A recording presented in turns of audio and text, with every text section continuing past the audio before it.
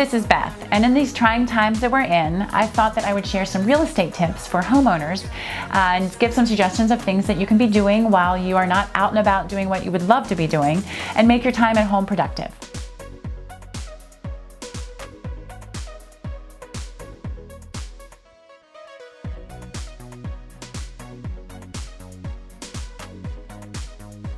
I'm going to share 5 tips that you can be doing as you're stuck inside. The first one is to start a folder or a binder of home improvements.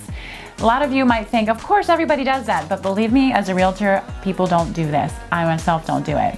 Please take some time to start recording and documenting and putting in one place information about recent improvements that you've made, about your maintenance of your HVAC system, age of your roof. Just start a binder that you can always have to reach out to when you're looking at recording things that you're doing to improve your property.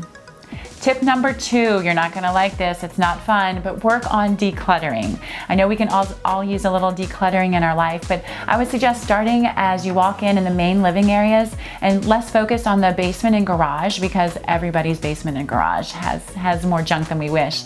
But I would focus on the main living areas, and here's what I do with my own decluttering. I'll put things in a box because I'm kind of a secret hoarder. I have a really hard time throwing things away just in case I might need it. So put some things in a box and put them in your basement, and if you don't use them in the next 6 months, then it's time to donate them. Tip number 3, start an online folder where you can keep pictures of your home throughout the seasons. I really think it's so important that when you list in June, you know, the flowers are blooming and it's a great time, but what if you have amazing views in December and the buyers won't know those until after they've moved in? You can use pictures of views and different scenery from throughout the years to help showcase when your property is listed if you start taking pictures. So what I suggest you do is go an extra step and set a little reminder on your calendar, on your phone or on your physical calendar to different points of the year. Start taking really beautiful pictures of your home. Tip number 4, walk outside and inside throughout your house and make a list of the major and minor improvements that you've been putting off. I can't tell you how many times that I'll list a property and someone has just finished some improvements that they've been wanting to do for a decade, and they always say, gosh, it wasn't that hard, I wish I would have done this and been able to enjoy it rather than have just done it for the new buyer. So walk through your house, make a list, and then start prioritizing and starting to budget for those improvements that you've been putting off. Tip number 5, why don't you start pricing out those dream to-do list items that you've really been putting off? Maybe you've always wanted to remodel your kitchen or have wanted to update the bathrooms.